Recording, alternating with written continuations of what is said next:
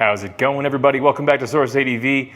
I'm Mark Jackson. In front of me, I've got the 2020 KTM 500 XCF-w. This is the do-it-all bike. Right now, it is totally set up for single-track riding and racing, but the idea is that eventually, if you had to have just one bike, could this 500 XCF-w do single-track riding, racing, and be a lightweight adventure bike, and do all three of those things really well? Right now, it does do single-track riding incredibly well.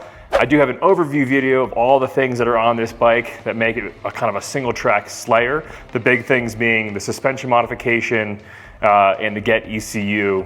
The suspension was done by EnduroSpec. It's running the Lucky inserts here, and then the GET ECU has two maps on the handlebars that are, one's an enduro map and one's a power map. And both of those mods completely change this bike. But there's a lot of other stuff on here too. But the point of this particular video is to see how well this bike races. Couple caveats. One, it was my first race ever. So I started off racing B30 plus, meaning kind of the mid-level as a 30 plus rider, but it's the longer format of race. So this is enduro racing, by the way. This is not motocross racing. We're not jumping and stuff. We're ripping through the forest. And I feel like I was pretty fast ripping through the forest on this bike. So I figured, hey, why not try out B? You know, whatever you say to someone, oh, I'm gonna race that bike, they're like, that's a lot of bike. The 500 XCF-w, even though a lot of people do race 450s in enduro circuits, for some reason, this particular bike just does not ring true to, you know, it's a race bike, right? It's more of that big old man's trail bike. But as I said in the other video, the combination of this suspension and this GET ECU,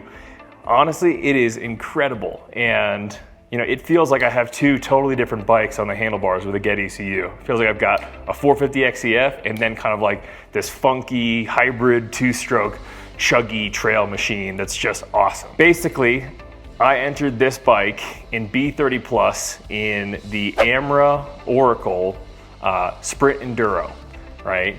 A Sprint Enduro means that you kind of go through a different test. And in this case, the test was about 3.5 to 4 miles long. And you go into that test, you can exit for a little bit, and then you can go into the next test. And there was 3.5 to 4 mile tests.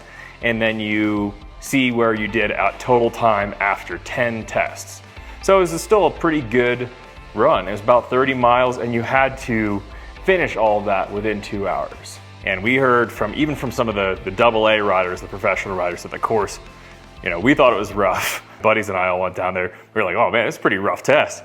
And all the AA riders were like, yeah, that was definitely one of the rougher races in the circuit. The bike is covered in dust, and you'll see why that is. So let's go ahead and see how this bike did. All right, here we go.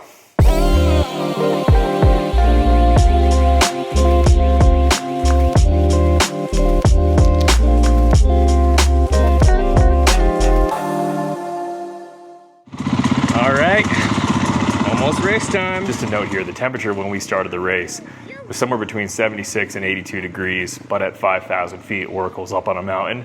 So it is properly toasty. And it's the first time I've ever seen this 500 XCF-w actually boil over a teeny bit, even with the fan. So keep that in mind as we're all racing with armor on for 2 hours.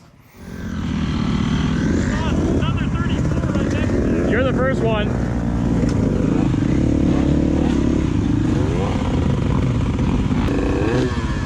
Here we go. 32 Foxtrot. Whew. Hot, man. Yeah, it blew nice. I bet.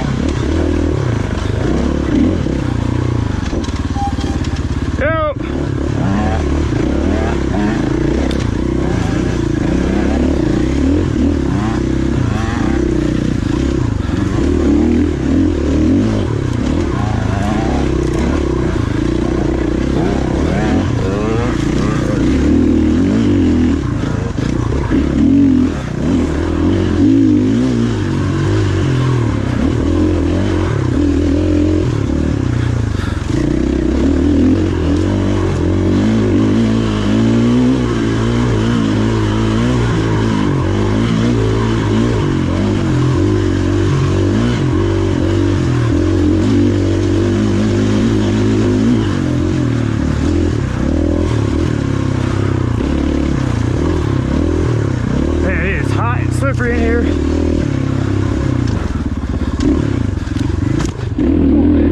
That was the best bottom I've had in these forks.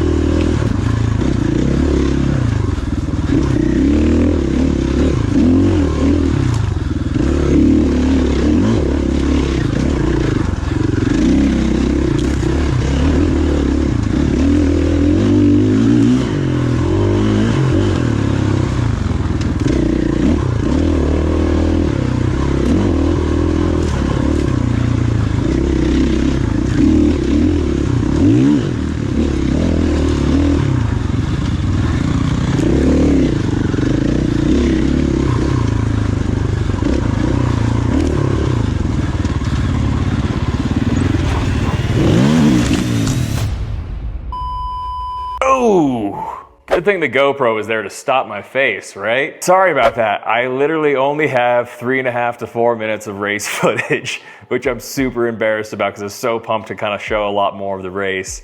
The GoPro smashed off my face. The whole thing that holds onto my helmet smashed. And it's just one of those like really stupid crashes super early on in the first lap that just completely smoked my forearms. After that, I just had arm pump so bad for the rest of the race. But where did I place, right? So in B30 plus, so in all the 30-year-old B riders, for my very first race, I ended up getting 4th place. If you had taken my time, which was 1 hour and 18 minutes, and you put it into the A classes, including 8 pros, I would have been 18th. So if I just entered into any A class, I would have been 18th overall in A, which I thought was pretty awesome. So this bike is not a limiting factor. This bike, the 500 XCF-w, can be made into a race machine. So of course this bike did great in the race, right? It's not that far off from all the other KTM race bikes. It's nice and lightweight. You just gotta get used to having kind of a heavier motor, and you can kind of hear in all the video that this thing is actually chugging a lot more. I'm actually riding the torque curve a lot more than I'm brapping it out in the power curve. The funny thing is that it was so loose and so rocky throughout the whole race, and you guys didn't even get to see the really, really rocky stuff. There was a crazy rocky hill climb that people were just falling off left and right. And there were washes that were just piles of rocks, not even sand washes, they're just rock washes. I actually kept this bike in the GET Enduro map the whole time because I felt like if I'd put it in the power map, all that would have happened would have been I would have washed out the rear a lot more with all that silt and sand and loose rock. But what's really exciting about all this is that it kind of proves that, you know, I think the one place where this bike's pedigree was a little bit in question was as a race bike. And I'm not saying, you know, you're going out there to win nationals or anything like that, but if you were just a guy like myself who wanted to have just one bike to go do single track riding, go race, and do some long lightweight adventure riding, you know, and that everybody who sees me ride this thing goes like, oh, 500, that's a pretty weird bike for, you know, for doing single track. That's a lot of bike. That's more of like a desert bike. But to be entirely honest, this bike is incredible. It's actually super easy to ride. And I'm sure it'd probably be a little bit faster on the 300 two-stroke. You know, they just turn a lot better than the big giant block of rotating mass that's sitting on this bike. But at the end of the day, you know, 4th place in B class, a lot of people race for a long time and never get there no matter what bike they're on. You know, I don't think this bike is a limiting factor. And I think if I didn't have that really bad crash right in the beginning there, you know, like I probably would have done even better on the bike. So I'm really excited to keep racing this bike a bunch of times. And I think over the next few episodes, the idea is to, you know, try to start converting it over to the lightweight adventure bike by just swapping out a few parts. The things that I need to address are road lighting. This light is not good for a road at all. It doesn't have a key right now, which kind of freaks me out for adventure riding. And it also doesn't have any luggage rack system or anything like that. And the gearing's a little off for single track riding. So we'll have to address all those things. But overall, I mean, I think this idea, my fantasy of, you know, literally loading my camping gear on this bike, driving it to the race, camping the night before the race, racing the bike while leaving all the camping gear there, and then loading it back up to get it back home is 100% possible. And I'm just gonna try to have to figure out which race in the season makes the most sense for me to do a ride to. I think it'll probably be something on the eastern side of Arizona where I can follow the Arizona BDR route, the backcountry discovery route, down from Flagstaff and get to one of the races that way. So stay tuned if you want to see, you know, how this bike shapes up and also see it get entered into a few more races. Hopefully I'll get one of those podiums pretty soon. Please subscribe to the channel. If you have any questions or comments, put them down below. Next time, I promise I'll try to keep the GoPro on my helmet so you can see more racing. And that's it for now. Enjoy the ride. I'm kind of only shooting the Stillwell guys mostly, but it's a new camera. Find the GoPro down there. Right here. Yeah, fuck yeah. Oh shit. You hold on to it. Hey, I'll find you. yeah, speaker registration. 32 left. 32 left, go. Okay, so sweet, you're gonna get some action footage here. Didn't even realize, so this is where you went down, boss. You know that. It's a big gnarly uphill that all the C-class riders get choked up on. So anyway, I will make sure this, there you go, right in line. I will make sure this gets back to you. Peace out.